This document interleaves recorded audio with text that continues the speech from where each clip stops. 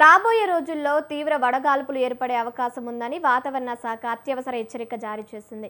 April 19 నుంచి మే 31 వరకు బహిరంగ ప్రదేశాలకు వెళ్లకూడదని సూచించింది. ఈ కాలంలో ఉష్ణోగ్రతలు 45 డిగ్రీల నుంచి 55 డిగ్రీల వరకు పెరిగే అవకాశం ఉందని అధికారులు తెలిపారు. భూమిపై నేరుగా అతినీల లోహిత కిరణాలు ప్రసరించే ప్రమాదం ఉందని హెచ్చరించారు. దీనివల్ల హీట్ స్ట్రోక్, డిహైడ్రేషన్ వంటి ఆరోగ్య సమస్యలు వచ్చే అవకాశం ఉన్నందున ప్రజలు జాగ్రత్తలు పాటించాలని కోరారు. దీనిపై మరింత సమాచారం ప్రొఫెసర్ రామకృష్ణతో మా ప్రతినిధి సూర్యప్రకాష్ ఫేస్ టు ఫేస్.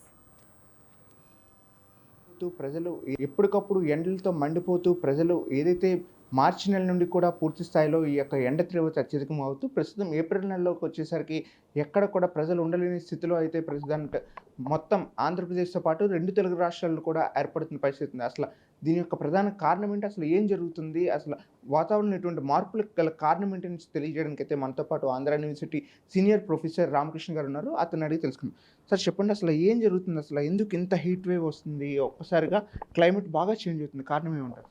అంటే ఈ శతాబ్దంలో గత 4 ఏళ్ళు ప్రపంచవ్యాప్తంగా these are the warmest years అండి. ద లాస్ట్ 4 ఇయర్స్ ఇయర్ కూడా కంటిన్యూ అవుతుంది. ఇప్పుడు మనం ఫీల్ అవుతున్న టెంపరేచర్లు ఆల్మోస్ట్ మేలో ఎలా ఉండాలో అప్పుడు మనం ఫీల్ అవుతున్నాం, ఏప్రిల్ 16 అలాగా. అయితే ఇప్పుడు ఈ ఏడాది ఎల్నినో ప్రభావం కూడా ఎక్కువగా ఉండడం మూలాన దాని మూలాన కూడా ఈ టెంపరేచర్స్ ఎక్కువగా ఉన్నాయి. ఇప్పుడు భారతదేశ వ్యాప్తంగా చూసుకుంటే మినిమమ్ 1.6 డిగ్రీస్ నుంచి 5 డిగ్రీస్ వరకు అబవ్ నార్మల్ రికార్డ్ అయినాయి అంట నిన్నటి వరకు, అంటే టెంపరేచర్స్. అయితే ఇప్పుడు హీట్ వేవ్ అని అనలేం కానీ బట్ ప్రజలకు మటుకు ఇది చాలా డిస్కంఫర్ట్ జోన్. ఎందుకు అంటే ఒక టెంపరేచరు 32 డిగ్రీలు ఉండొచ్చు, కానీ 69-70% హ్యూమిడిటీ మూలాన ఫీల్ లైక్ మటుకు 42 అలాగా ఫీల్ అవ్వచ్చు. ఇది ఏదేమైనప్పటికీ సాధారణ టెంపరేచర్స్ కన్నా ఎక్కువ మటుకు రికార్డ్ అవుతున్నాయి. దీనికి చాలా కారణాలు ఉన్నాయి. అంటే ప్రపంచవ్యాప్తంగా టెంపరేచర్స్ పెరగడం ఒకటి, తర్వాత సముద్ర వాతావరణం మీద టెంపరేచర్ కూడా పెరిగిపోయి భూ వాతావరణానికి సముద్ర వాతావరణానికి వ్యత్యాసం లేకపోవడం, ఆ వ్యత్యాసం తగ్గిపోవడం, దాని మూలన భారతదేశ ప్రజలు ఎస్పెషల్లీ కోస్టల్ ఏరియాస్లో ఉన్నవాళ్ళు ఎక్కువ టెంపరేచర్స్కి లోన్ అవుతున్నారు అబౌవ్ నార్మల్. బికాజ్ ఏంటంటే సీ సర్ఫేస్ నుంచి వస్తున్న కూల్ ఎయిర్ తగినంతగా రాకపోవడం మూలన.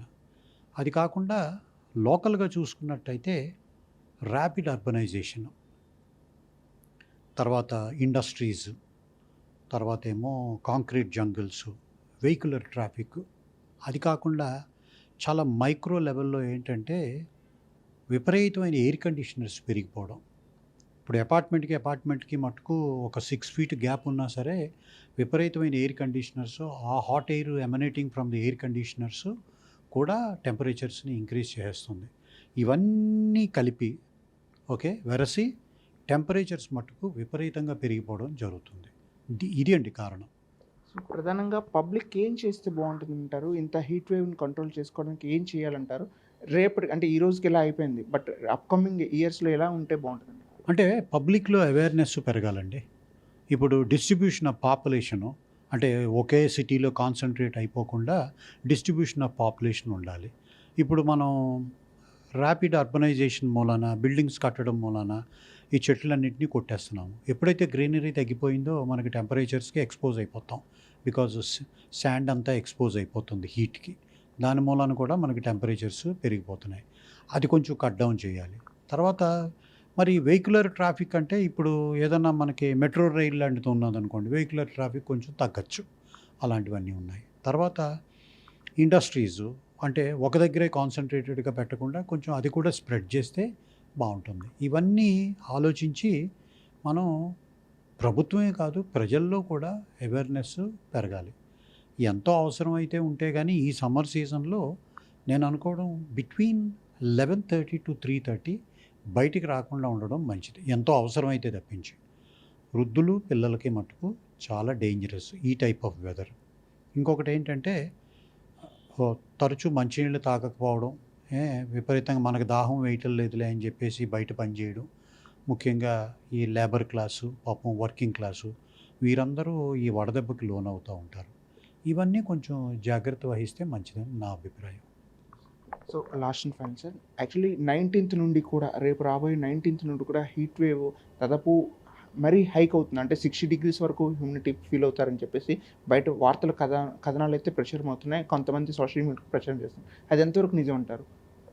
అంటే ఇప్పటివరకు అయితే హీట్ వేవ్ అలర్ట్ ఏమీ లేదండి ఇంకాను. మున్ముందు ఉండొచ్చు హీట్ వేవ్స్. ఏప్రిల్ లాస్ట్ వీక్లో ఒక హీట్ వేవ్ ఉండొచ్చు, మేలో 2 హీట్ వేవ్స్ ఉండొచ్చు. ఇప్పుడు హ్యూమిడిటీ 60% అన్నారు, కాదు, ఇప్పుడు హ్యూమిడిటీ 69-70 ఉంది కోస్టల్ టౌన్ లైక్ వైజాగ్లో. అది హ్యూమిడిటీ ప్లస్ టెంపరేచరు కలిపి ఒక ఇండెక్స్ తయారు చేస్తున్నారు, హ్యూమిచర్ అంటున్నారు దాన్ని. ఆ హ్యూమిచర్ ఎక్కువైపోతున్న కొలది ఏంటంటే ఫీల్ లైక్ టెంపరేచరు మామూలు టెంపరేచర్ కన్నా ఒక 5 to 10 degrees ఎక్కువగా ఫీల్ అవుతూ ఉంటాం. ఇప్పుడు యాజ్ సచ్ అయితే మట్టుకు ఇప్పుడప్పుడే హీట్ వేవ్ కండిషన్స్ ఏమీ ఇంకా లేవు. ఇది ప్రధానంగా ఏదైతే ప్రస్తుతం భారతదేశంలో అన్ని ప్రాంతాల్లో కూడా ఇదే విధంగా ఈ యొక్క హీట్ అనేది అయితే అత్యధికమవుతుంది. ఏదైతే ప్రధానంగా ఎండలకు సంబంధించి ఏదైతే ఉందో ఆ ఎండల తీవ్రత అత్యధికంగా కావడానికి గల కారణం ఒకే చోట జన నివాసాలు కావచ్చు, అలానే వాళ్ళు వాడే వాహనాల నుండి వచ్చే పొల్యూషన్కి సంబంధించి కూడా ఈ యొక్క వేవ్స్ అనేవి అత్యధికంగా వేడి శాతాన్ని అయితే పెంచే విధంగా ఉంటుంది. అలానే సముద్ర మట్టానికి మైదానం ఏదైతే ఉంటుందో మైదాన ప్రాంతం కూడా పూర్తిగా దగ్గరగా అయిపోయే విధంగా ఉండడంతో ఈ యొక్క వేడి అనేది అత్యధికంగా అవుతుందని, చల్లగాలులు కాస్త వచ్చే అవకాశం లేని పరిస్థితి ఉండడంతో కోస్టల్ ఏరియా ప్రాంతాలు కూడా పూర్తి స్థాయిలో అయితే ఈ వేడిని అయితే అందుకునే విధంగా ఉంటున్నాయి. దాంతోపాటు ప్రధానమైన సమస్య ఏంటంటే గ్రీనరీని పూర్తిగా నరికివేసి ఈ యొక్క భవంతులు కట్టడంలో ప్రజలు ముందు చూపు చూపడంతో రేపటి తరానికి పూర్తి స్థాయిలో ఈ యొక్క చెట్లు లేకపోతే మరింత వేడి పెరిగే అవకాశం ఉంటుంది. కనుక ప్రజలు ఎప్పటికైనా అప్రమత్తంగా ఉంటూ రేపటి తరానికి, భావి తరాలకు మనం అందించడానికి చెట్లను నాటాల్సిన అవసరం ఎంతైనా ఉంది. అలానే కూల్నెస్ పెంచుకోవడానికి నిత్యం కూడా ఇంకుడు గొంతులకు సంబంధించి ఏవైతే ఉంటాయో వాటిని కూడా నీటి నిల్వలను పెంచుకోవడానికి అయితే ఏర్పాటు చేసుకోవాలని విషయాన్ని తెలియజేస్తున్నారు. రాగల కొద్ది రోజులు కూడా ఇదే విధంగా వేడి అత్యధికంగా ఉండే అవకాశం ఉండడంతో ప్రజల్లో ముఖ్యంగా వృద్ధులు, చిన్నారులు అయితే బయటికి రాకుండా ఉదయం 9:30 నుండి సాయంత్రం 4 వరకు కూడా అత్యధికంగా ఎవరు ఊరికి పని ఏమీ లేని సమయంలో బయటికి రాకుండా తగు జాగ్రత్తలు తీసుకోవాలన్న విషయాన్ని కూడా తెలియజేస్తున్న పరిస్థితి కనిపిస్తుంది. ప్రధానంగా వీటితో పాటు నీరుని నిత్యం కూడా తీసుకొని ప్రజలు వారి యొక్క ఉపశమనాన్ని పొందే అవకాశం ఉంటుందని, తక్షణమే ప్రతి ఒక్కరు కూడా నీటిని అయితే వాళ్ళతో పాటు క్యారీ చేసుకోవాలన్న విషయాన్ని కూడా తెలియజేసిన పరిస్థితి కనిపిస్తుంది. కెమెరామెన్ సాయి కిరణ్తో సూర్యప్రకాష్, స్వతంత్ర టీవీ, విశాఖపట్నం. ఎప్పటికప్పుడు